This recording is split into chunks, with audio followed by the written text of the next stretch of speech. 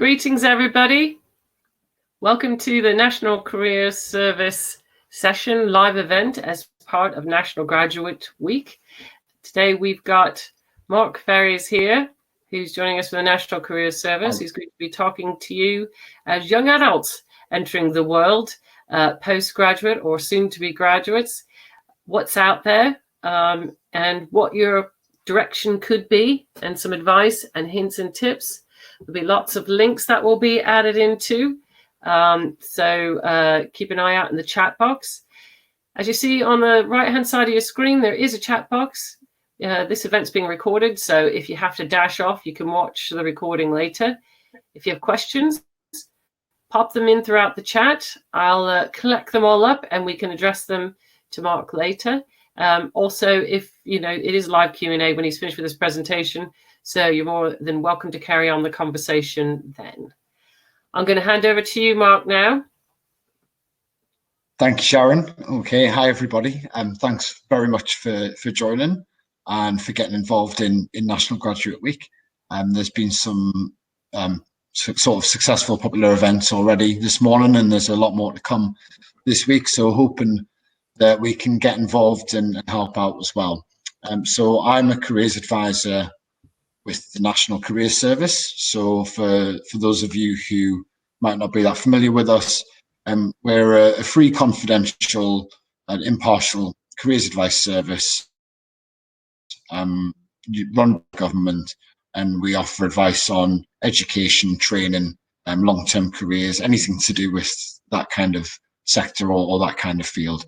And our role really is to support individuals find out what their next steps are in their career, assess their options, and get the information that they need to make well-rounded and informed decisions on their career. So what we're going to be doing today is just going through a few different things that are really important to consider, and I'm going to be giving you some resources to help you explore those things further as well.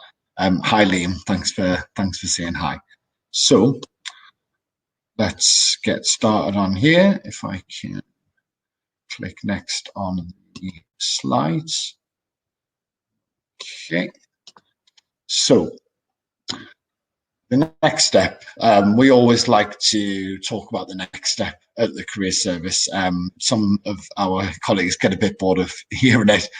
We think it's really important to assess all of your options, to understand exactly what position you're in and exactly what you're able to do next, and then make the next step the most important one, because that's what we're doing right now. But there's a lot to take into consideration. So what should my next steps be is a toss-up between where you want to end up and your current options. So you might have a career in mind. You might already know what you want to do. You're just not sure what you need to do to get there. You might know what your current options are, where you want to live, what kind of jobs market you're in, sort of funding options, but you might not really be sure what your end goal is. So there's a couple of different ways of approaching it, and there's no right or wrong position to be in. Some people know, some people don't. Some people take a long time to figure it out. Some people never figure it out, and have great careers anyway. What we would always say, the best way to look at it is to work backwards. So find a career goal and then say, okay, this is where I want to be, this is where I am, what's in the middle, and then that will help you figure out what your next step could be. Where you want to end up could be a year from now, 5 years from now, 10 years from now. You might not want to put a time on it. So don't think of where I want to end up necessarily as, that you have to decide on a final dream job. You could just say where you want to end up this time next year, and work back from there. Really, it depends on your situation, what you feel comfortable with, and and the sort of knowledge and the ideas that you have to hand. So I don't know where I want to end up is one of the most common things that we hear. I'd say, yeah, probably about a quarter of the people we speak to, maybe more, at some point during our conversation will say this, and there's lots of different ways of approaching this conundrum, and each way is different for everyone. So I'll just talk through a few of the different ways, and obviously, you can sort of take it from there and do what suits you best. So the first point there are skills assessments. For those who don't know, a skills assessment is a quiz usually done these days online, where you answer a series of questions either about certain scenarios, about your personality, your working style, sometimes about your workplace behaviours, or any sort of technical abilities you have. And these skills assessments will pull all of your answers together and run a sort of algorithm. Then the result of that algorithm is it'll match you up with jobs and industries that it thinks that you might be suited to. Some of these skills assessments are really in depth and it can take a couple of hours. Some of them are sort of quick, accessible online quizzes that take 5 to 10 minutes. So you can go really sort of deep into this, or you can just have a play around to get a few ideas. A lot of the time, if you've got some jobs in mind, people are surprised that it does tend to come up with them. And then, if you get sort of 10 suggestions and a couple of them are things that you'd already thought about, then you can know that the quiz is pretty accurate and have a look at the other ones there as well. These skills assessments usually link into job profiles as well. So once you've finished an assessment, you can then look in greater detail at what a role entails, what the salary is like, what the entry requirements are, and all that kind of thing. So the ones I'm going to put a link in. Hi everyone who's joining in the comments. The National Career Service website has a skills assessment section, and there's a couple on there. There's a short one, a long one, depending on how much detail you want to go into, and they both link to our job profile. So if you've done the quiz and it says here are some jobs suited to you, and you think, oh, I like the look of that one, you can click on it, learn about the day-to-day duties, the requirements, and then you can work backwards, as we were saying, and you can say, okay, this is the role for me, this is what I need to get into it, this is where I am now, let's fill in the gaps in between, and I can figure out what my next step is going to be to get to there. Not to say that you have to do a quiz and pick a job, but it is a really, really good way of exploring different roles and different industries. We speak to a lot of people who say, I want to be in engineering, for example, and don't realise that there's such a wide range of roles that you can do within that sector, or with those skills or experience. They just think there's that one job that you either fit into that one job or you don't. But actually, every industry has loads of jobs that no one's ever even sort of heard of if you're not connected to that industry. So that's where it's a really good place to get some ideas and get the ball rolling. Kia said, wrong link, you think? Yes, yeah, that's right. It's the wrong link. I just posted a link for this webinar, which is pretty useless because you're all here.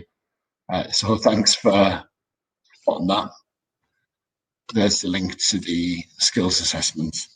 Another really useful resource is on the Prospect website. Prospect is a really popular university and graduate website that has lots of different resources and articles on there. But one of my favorite things that I try and give to any students or graduates that I speak to is a page called What Can I Do With My Degree?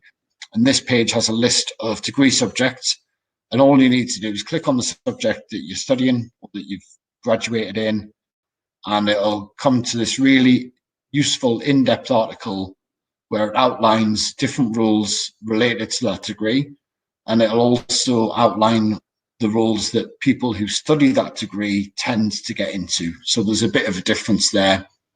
There's, things that are linked by the subjects, but there's also research of graduates who have done that and where they end up, because a lot of sort of popular roles related to degrees don't always appear related on the surface of it. So again, it's just a way of going beyond the obvious choices, you know, from what you've studied. And again, like the skills assessments on the National Careers Service, the prospects page will give you an in-depth profile of a job. So if you click on your degree subject, you'll see a list of roles. If you click on a role, it'll tell you more about that, what you do day to day, salary, where you can work, what kind of companies are hiring. It'll give you information about graduate schemes related to that industry as well, and links to other opportunities. And again, it's all about identifying a role and having a look at what do I need to get into that role, and do I have any gaps, you know, in between. And from there, you can work out what your next steps going to be. And so I'll pop that in there as well. That's on prospects. And again,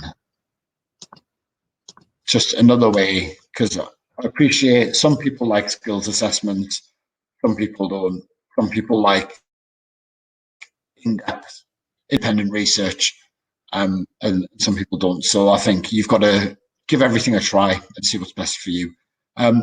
Self-reflection, I don't have any links for self-reflection, so obviously, but that's probably the most important thing. You know, we study, we learn, we do different subjects at school, we do things at university, we have different part-time jobs, and everything that we do influences who we're turning into, and it influences the decisions that we make. And it could be that some experience that you've had in a part-time job, or doing some volunteering, or in a hobby or something like that, or society has had more of an impact than what you studied. It could be that you've done something and sort of thought, oh, I'm quite good at that, and I quite enjoyed it, and I never really considered it as a career sort of thing. So I think it's really important not just to say, you know, I've got this degree, what jobs can I do? That's a very useful thing, but you have to look inwards a little bit and think, well, actually, when I'm looking at these jobs, what is it going to be like on a day-to-day basis? You know, we have these idea of jobs and what we think they look like, but what you really want to do is imagine, okay, I get offered this job, I turn up for the first day. What am I actually doing on the first day? Is that something I'm going to enjoy? Is it an environment I'm going to thrive in? Or am I just attracted to this because it sounds good, or because it's got a high salary? You know, I think you've got to think about yourself, and, you know, think about your own personal working style. So that comes with doing assessments and speaking to people, speaking to friends and family, and if you are thinking of an industry, speak to people in that industry as well, because they know best. They're working in it, and they can give you some advice to help you with that reflection. You can see some comments coming in, and some questions. Please do keep your questions coming in, and we'll have time at the end, and me and Sharon will go through and answer all the questions that you've put through, but it's great to see them coming through. So moving on, another thing we asked for a lot is looking for work. So I've finished university, or I'm about to graduate, and I want to look for a job. You know, what are my options? You've probably, been working through a few of these. You've probably been told about a lot of them. If you've been to any of the sessions this morning, you'll be familiar with some of them. So obviously, graduate schemes are something that you're going to have been told a lot about. There's obviously a bit of a different year this year for graduate schemes, but the one thing that I would always say to bear in mind, that no matter how recently you've graduated, or no matter your age, if you're a mature student, most graduate schemes these days don't have any sort of limits or any sort of age requirements or anything like that. They do tend to prefer people who have graduated recently, like within the last sort of few years. But don't be put off if you're older, or if you graduated a year ago or 2 years ago. So if you miss out on graduate schemes this year and you think it's something that you're going to do, really what you want to be doing is putting yourself at the front of the queue for next year. There's graduate schemes all over the place, but again, it's about looking at the industry and thinking, do I want to work in this industry, or am I just attracted to it because it's a good scheme, because it's a good salary? If you just want to earn a good salary and you don't mind where you work, then graduate schemes can give you lots of options because, you know, they're across all industries. But if you've got a particular industry in mind, yeah, look at graduate schemes, but be realistic and think that you might just have to go down the normal employment route if you want to work in that industry. So if you want to stay, for example, in technology, don't just restrict your job search to graduate schemes. There will be some, but they are competitive. So always broaden your search. That sort of goes for regular employment as well. You know, we've talked about looking at different options through the skills assessment and exploring different careers. And this year, more than any, being open-minded about the type of work you're going to go into is really important. You can have a short list of rules or industries. Maybe some people have a top 3 or a top 5 of places they'd be willing to work or jobs they'd be willing to do. But I would say bear in mind that this year more than ever, but I would say, you know, the same to everyone every year. You never know what's going to come up and you never know what opportunities are going to be there. And sometimes something that you didn't think was right for you can turn out to be the best career move you've ever made. So I would say don't rule anything out until you know enough about it.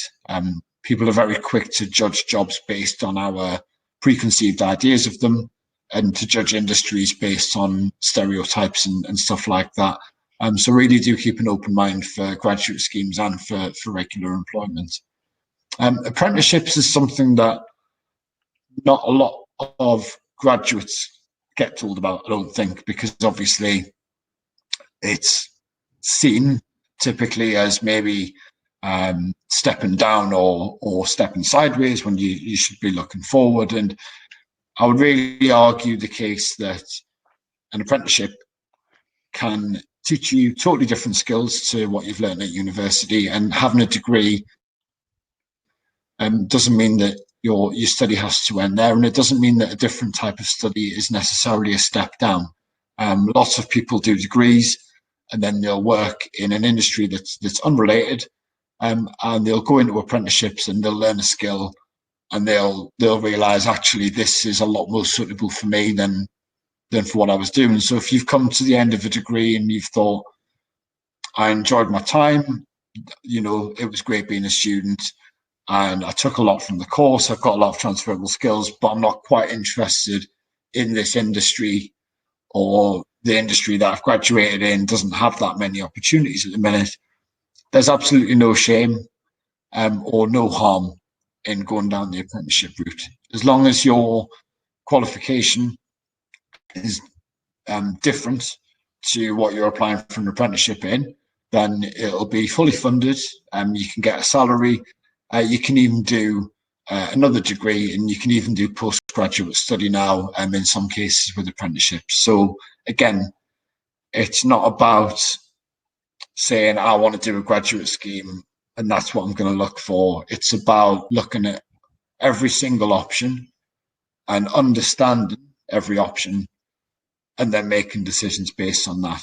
It might be perfectly, you know, reasonable to say, I don't want to do an apprenticeship, I don't want to do a graduate scheme, but we would always say, look into it first before you rule it out.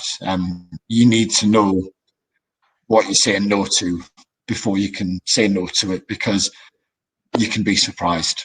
And yeah, I would never rule anything out.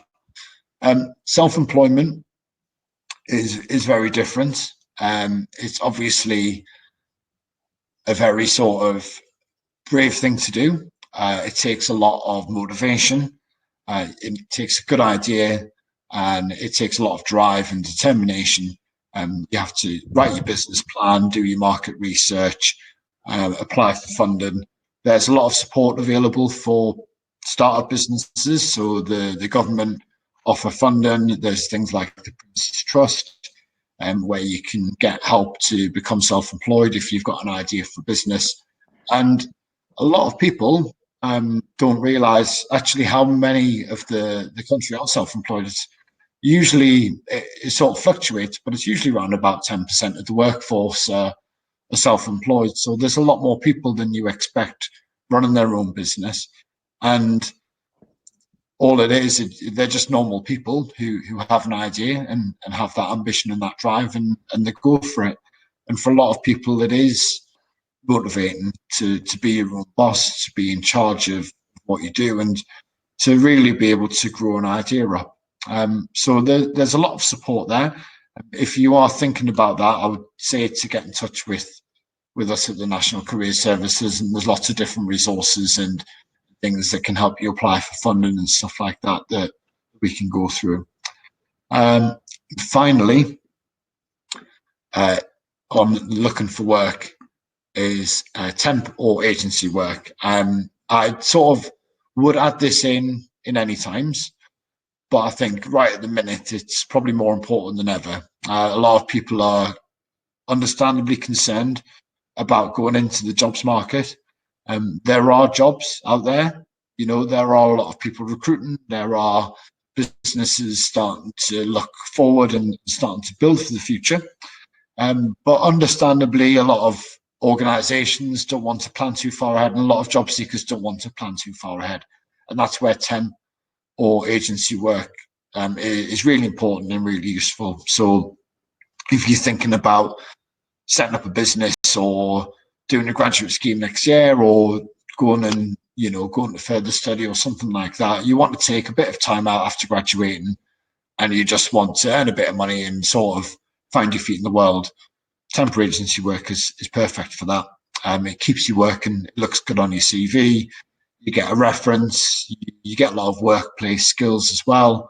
And obviously, you know, it pays the bills, and it sort of buys you a bit of time if you are sort of in that reflection period of not wanting to fully commit to another scheme or another course or, permanent employment.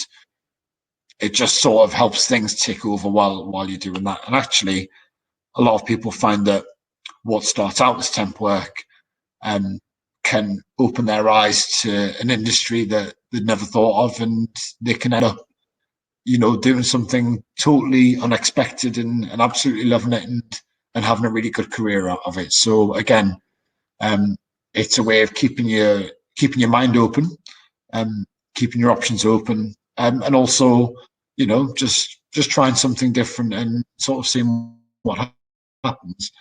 There are a lot of different ways of getting temp work. The most common is to go through an agency. I'm going to post in the comments an Agency Central website. And so this is an organization called Agency Central, and they're kind of a search engine for recruitment agencies. So if you want temp work, or even permanent work, recruiters do both.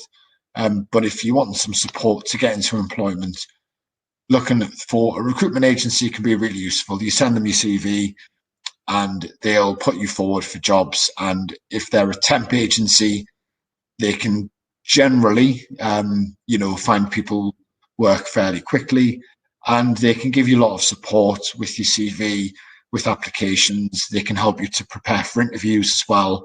They're a really good person to have on site. So I'm going to pop their site in there. So Agency Central, what they do, like I say, it's a search engine for recruiters. You just type in your location and it'll give you a list of industries, and you pick the industry that you want to work in, your location, and it'll give you the names of recruiters who operate in that area and who support people in the work in that industry. So that's agencycentral.co.uk. So moving on, for people who are just joining, thank you for joining. My name is Mark. I'm a careers advisor at the National Careers Service. We've been talking about options for graduation, talking about keeping an open mind, doing some skills assessments, some online tests to get job matched up to you. We've talked about skills assessments that you can do on the National Careers Service website that'll help you match up to jobs that you can explore further. We've also been talking about prospects, where you can match your degree subject to a range of different roles as well. And we've gone through the different options for looking at work. But the theme is keep an open mind and learn about your options, learn about things before you rule them out. Especially at the moment, take everything into consideration. Do as much self-reflection as you can.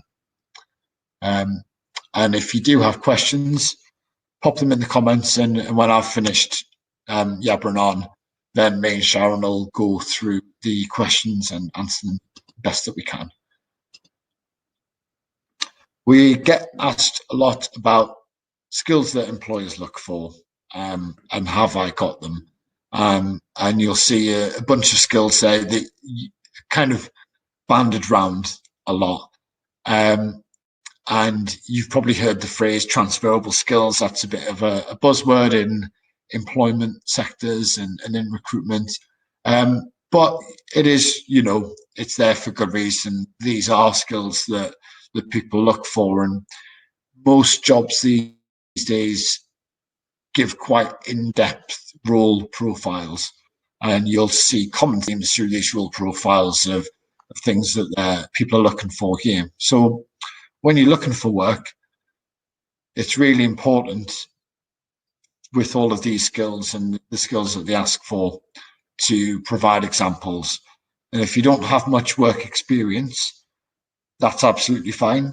You have a degree, and in your degree, you will have exhibited these skills at one point or another throughout your course. So don't worry if you're going into a job interview and all of your examples are related to your study. That's fine. That's what you've been doing. They're not going to expect anything else. So really what you want to be thinking about is each of the sort of key skills that people look for: communication, resilience, self-management, interpersonal skills. What point during my studies or during another job have I exhibited these skills? What was the situation that I used these skills, and what was the result? There's something called the STAR technique that you might have heard of. If you haven't, you will within a year or two of being out in the workforce. STAR technique is STAR, is the situation. So when you're answering an interview question, you talk about situation I was in. I had to give a presentation to a group of students on whatever topic. And what was the task? The action result. So the action and result are really, really important. So you're setting the scene, you're explaining when you had to do something that was difficult or challenging, and you're focusing on self-management, for example. This is what I did, these are the actions I took, and as a result, I passed the course, or we won an award, or whatever. You can write applications and you can go to interviews and you can tell people that you've got these skills, but if you don't have any examples of when you've used them, that doesn't really mean anything, because anyone can say, oh, I'm a great communicator, but if you don't have a time that you can show them that you've done it, then just saying it doesn't really count for anything. So it's really important when you're looking at any kind of role that you look at the skills that they're asking for and you think, right, when have I done that? And you should end up with a few scenarios in your head that you can pull out during applications and during interviews. The last one on there, workplace experience. is a big stumbling block for a lot of people. It's that sort of catch-22 that you seem to have these days of, I don't have any experience, so I can't get a job. And, I haven't got a job, so I can't get an experience kind of thing. The one thing that we always suggest is, if you don't have much workplace experience, is do some volunteering. Volunteering is generally quite a low time commitment. You can find volunteering opportunities that are typically half a day a week. There's a lot of remote volunteering these days, especially if you have any kind of web-based or design-based skills that you can use digitally. And volunteering is really great on your CV. It gives you a reference. If you only have academic references and you want a reference from a workplace that you can put on your CVs and applications, doing some volunteering is a great way to do that. So couldn't speak more highly of it. And of course, we don't just volunteer because it makes our CV look good. So volunteering is also a very rewarding experience, and it can help you grow as a person, feel more part of the community, and right now more than ever feel like you're giving something back, and that you're doing your bit to help out. So there's so many benefits to it. Even if you are in part-time work, that maybe it's temp work or something that you don't think you're interested in long term, doing a bit of volunteering on the side can give you an opportunity to learn different skills that you might not be learning in your current workplace. So I'll pop a couple of links in there. So there's one called Inspired or veinspired.com. That's just the letter V and then inspired.com. And there's another one called Grit. And there's also Volunteering Matters as well. All just useful websites, kind of like job search sites for volunteer activities. Or if there's a particular cause that you're interested in, you can look up charities in your local area who support those causes. And yeah, it's there's plenty out there. And as Sharon says, you can subscribe to CareerMag for graduates as well, because there's a lot of useful information there about how to approach the jobs market and much, much more. And again, it's just about getting as much information, on all of your different options as you can, and realizing that there are people like CareerMap and us at National Careers that are here to help. There is a lot of support out there, and it's not something that you have to do on your own. There are people who are willing and happy to help. So again, get as much opinion as you can, get as much information as you can, and then the more you do that, the better the decision that you'll make. So let's move on. I'm aware of the time. We've had quite a lot of questions come through, so I'll not spend too much longer, and then we can leave plenty of time for questions. Further study, again, is something that you've probably been told a lot about, and you've probably given some consideration to. So just to sort of outline the different options there, postgraduate study, if you wanted to continue in your current route, so you've enjoyed what you've studied, you want to build a career in that sector, but certain sectors do require a higher level of study. Postgraduate study can come with work placements as well. That's sort of something that probably you might be sort of aware of from the information the university's given you when you've graduated, or if you've learned about the industry during your course. There is funding available for postgraduate study, so you can get a master's loan if it's a full master's, and that gets added on to student finance, and there's some other support out there as well. So it is a realistic option. A lot of people are sort of going down that route during the current situation that we're in, as a way of saying, I'm going to give the jobs market a miss for now, and I'm going to do another year in education and sort of see what happens there. And, doing a master's is really valuable. And like I say, for certain industries, or if you want to go into teaching, for example, then postgraduate study is required.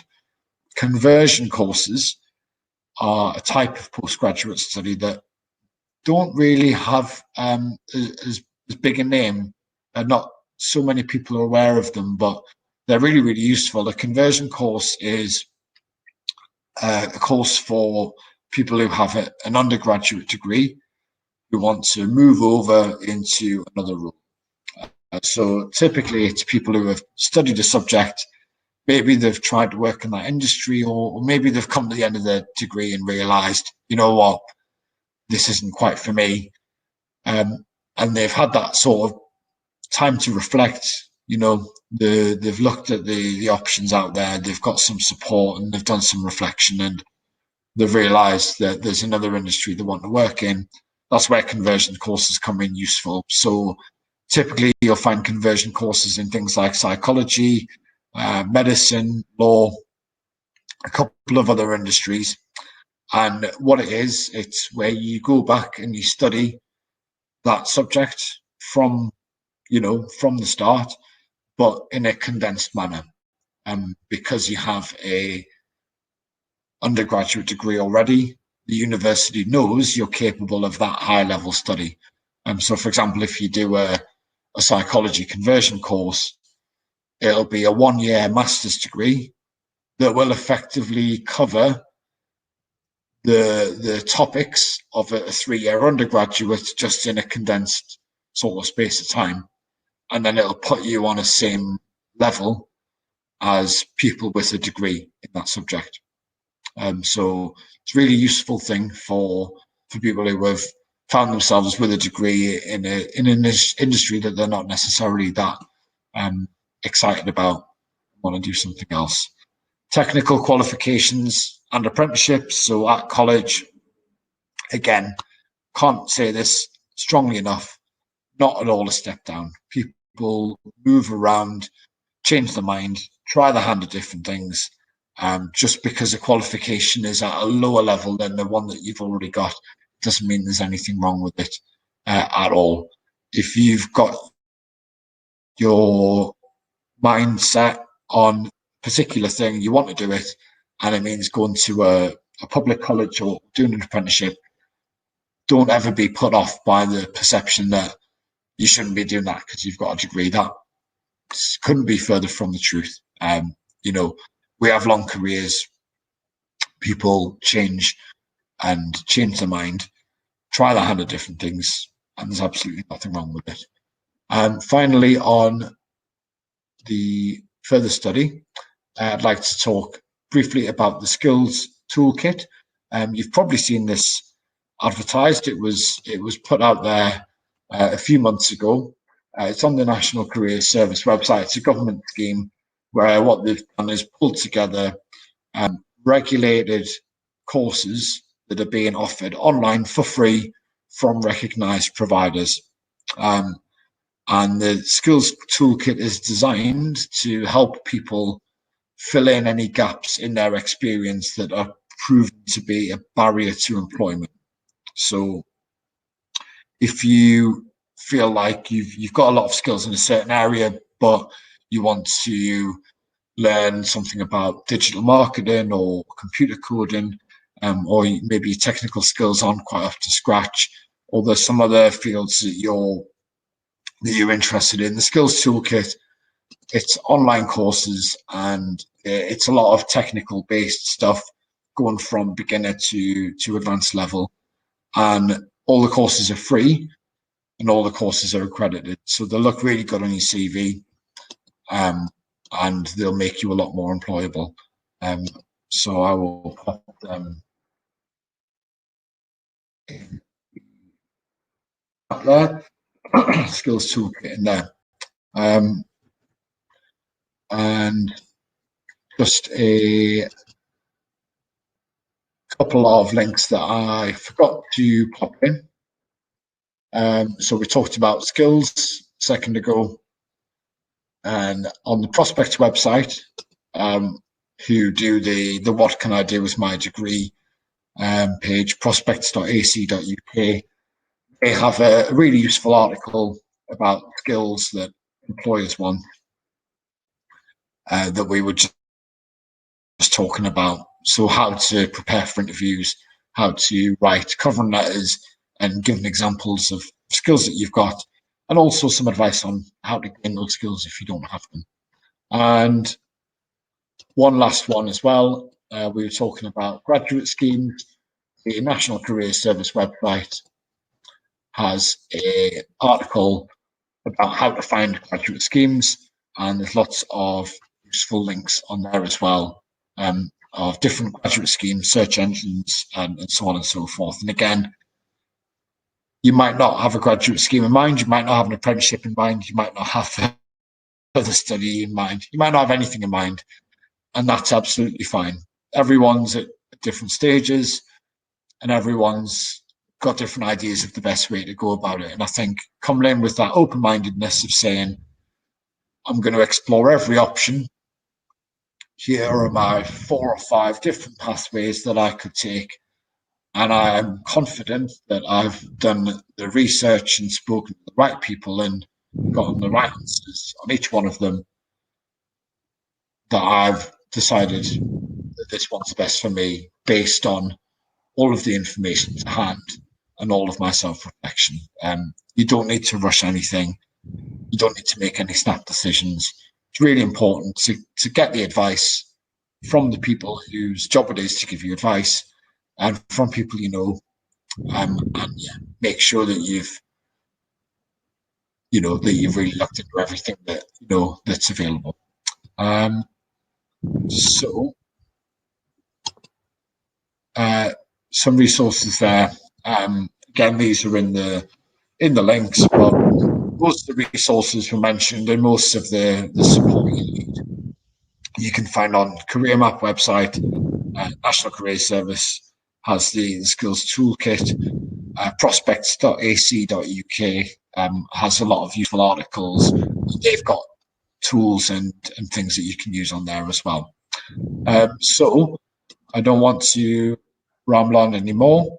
If you do want to get any further support, the National Career Service, we can offer you free one-to-one advice with a local advisor. They can sit down with you over Zoom or Teams now, go through your options, and help you to sort of figure out what your next steps are and outline, the different things in front of you. They can also have a look at your CV and help you prepare for interviews. And careermap.co.uk, I'd strongly recommend subscribing to that, to their career mag. It's full of useful stuff of how to approach the jobs market, how to get into certain industries, and loads of other wonderful stuff as well. I'm going to stop the presentation now, and Sharon's going to come back. Thank you so much for listening. I hope I haven't left it too long to go through your questions, but we'll try and get through as many as we can.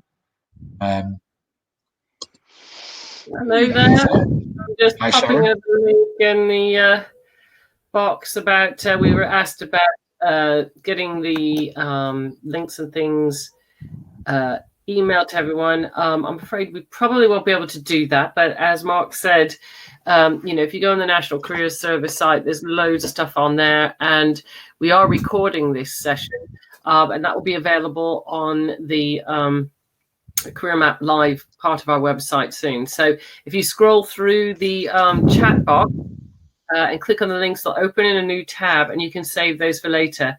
One thing that is important, we'll answer some of your questions now that will be recorded, but anything in the chat box will not be available in the recording. So if there's anything in there that looks interesting to you, make sure you get those links now.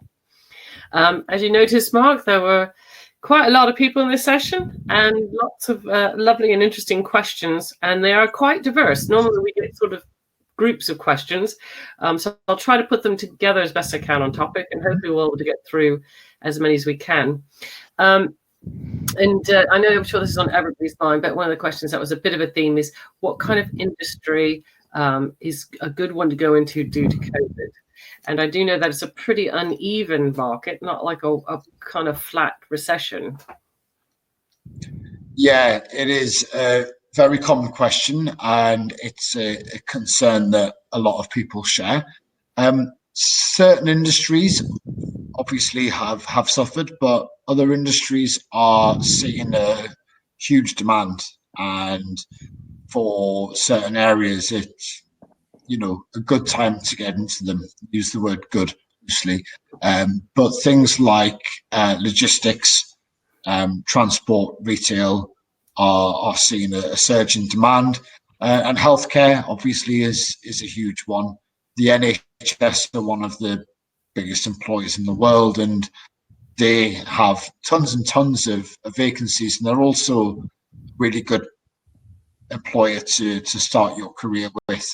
They really value keen young talent that they can sort of mould and get opportunities to. And if you get a foot in the door at the NHS, there's a lot of internal vacancies. There's a lot of scope to move around. And the NHS isn't just healthcare. They have IT systems. They have loads of buildings that they maintain. They build hospitals. They do sort of every role that you can imagine exists within the NHS. So don't think I don't want to work in healthcare. It's not for me. Probably half of the degree subjects out there have a role in the NHS that is related to that. So they're definitely to keep an eye on. But again, it's quite hard to say these are the good industries, these are the bad ones, because it's such a fluid situation, and what was good, a couple of months ago might not be now, and it might change. So it is about just keeping an open mind and being flexible and being willing to maybe go out of your comfort zone and try something unexpected. I would agree with that completely. I think, though, one of the biggest things that people have to learn is not just to limit yourself by the type of degree that you have.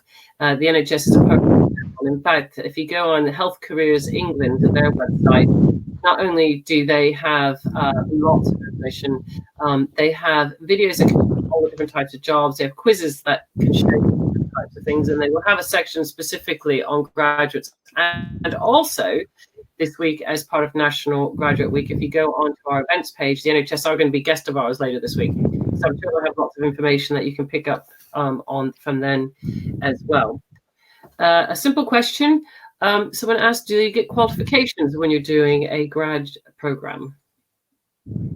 Some graduate schemes will put you through things like management qualifications or HR training, and some of that will include professional accreditation or sometimes a postgraduate qualification. It depends on the industry and the demands of them. If you're going into a graduate scheme where you're learning a specific skill, for example, a certain type of computer program or something like that, then the likelihood is that you'll have to pass to become professionally accredited in that. But if you're going into something, for example, like maybe retail management, that might be more work-based, and they'll have their own internal ways of measuring that, where you don't come out with an official qualification. But any graduate scheme is great experience and looks great on your CV, whatever industry it's in. Absolutely. And coming back to the point that you were talking briefly about before about apprenticeships, I put a article link in the chat box about degree apprenticeships. One thing for graduates and students really and educators need to learn about apprenticeships is that they are at levels in much the same way that a B Tech of a certain level is equivalent to an A level, and an A level is level 3. At university, if you get an H&D, not a degree, that's level 4. If you get a full degree, it's level 5. But there are apprenticeships from levels all the way up to 7, so that's your postgraduate. But be warned, there's not a vast amount of them, and there will be a lot of competition for them. So you have to look very hard, and you can find them either we post them on our site, the National Apprentice Service part of the apprenticeship part of the government site in the DFE has a list of all apprenticeships. And if you go about it a different way and you know the employer that you're interested in, you can have a look at their site and they'll list their apprenticeships on there. And that kind of takes us to the next question, where somebody was asking, how do you find internships? So apprenticeships or internships, how do you go about finding those? Yeah, so similar to what you just said, there's the career map and the government websites have apprenticeship vacancies. Internships are a little bit different because they don't always tend to be that widely advertised. It tends to be a bit more word of mouth, or, you know, taking people from their own initiative. So I would really say for that, if you want an internship, the best thing you can do is to show that initiative and to research companies that you would like to work for, and put together a good cover letter, get someone to check your cover letter and get that out to them, and sort of chase that up and, you know, put your name out there, because you'd be surprised. A lot of people are willing to, you know, to make allowances to take interns on if you've gone to them and put yourself across really well. You know, they might turn around and say, well, actually, we weren't really thinking about that, but now that you say it, we could do with an extra pair of hands and you seem really nice, so, you know, we'll give you a go. That sort of, yeah, ties in a bit with the volunteering thing of doing this sort of extra work. You know, it might not be paid, it might not be permanent, but benefits you get from it are fantastic, especially getting a reference to put on your applications. Because if you've come out of university and you've maybe had a couple of part-time jobs or not worked that much, not having a professional reference can be a bit of a barrier. So if you can find an internship or do something similar like that, that's going to really help you to overcome that when you're applying for more permanent jobs. We've had a couple of interesting questions like this. See the last one in the chat from Craig, talking about managing finances, which is a little bit of a segue from where we are. But we also had a couple of questions about setting up a business and funding from that point of view in finances. And I would like to throw in there as an addition to about considering doing, if those are the sorts of things that are of interest to you, smaller courses that are accountancy courses for starting, if you're thinking about starting a business, like an ACCA qualification. Yeah, absolutely. And actually, that's where apprenticeships can come back into it as well, because if you wanted to do something like business admin, accounting, you know, digital marketing skills that you need to set up a business, apprenticeships are full of opportunities like that. And quite a lot of people will do an apprenticeship, or they'll do a level 2 or level 3 course in something like accounting, while they're putting their business plan together, while they're getting some industry experience and stuff like that. So if you had a business plan for, you know, I want to work in the fashion industry and set my own fashion brand, getting an apprenticeship as a business admin assistant at a fashion chain would give you that industry experience, and it would give you that technical qualification that's going to help you set your business up as well. But yeah, really keeping learning is always a great thing to do. I think we've got two last things, and one as a question and then one as a roundup. We had a few students that were coming in that were talking as international and foreign students, and what impact that's going to have with them, particularly with not only COVID, but Brexit. And also, as we're coming towards the end, it would be nice if you could wrap up with a little comment about the current impact of the pandemic, COVID, and the fact that we're probably going to have an announcement about something tomorrow too, which might have a further impact. And at the end of October is the end of the current furlough scheme, and you know, kind of reassuring words possibly, and thoughts about that too. So like I said, first, quick word for international students, and then maybe kind of a closing remark about that. Okay. So I would say for international students, yeah, understandably there are concerns around if you have maybe visa issues or work permit issues around Brexit. I'd probably address both the points together, because really in this kind of situation where there is uncertainty, all you can do is your best options based on the current situation. I would advise against making any career decisions based on what might happen in a month or what might happen next year, because if you're looking for work now, no, and if you're looking for work now and you want to make a decision now, worrying about 6 months down the line isn't going to help you come to that decision. So I would say really the opportunities that exist, that are out there now, are there now. So try your best to take them. And if things change, things change. So you have to be flexible. You have to be adaptable. You have to be prepared to be thick-skinned and probably take a bit of rejection and have your hopes dashed a few times. But,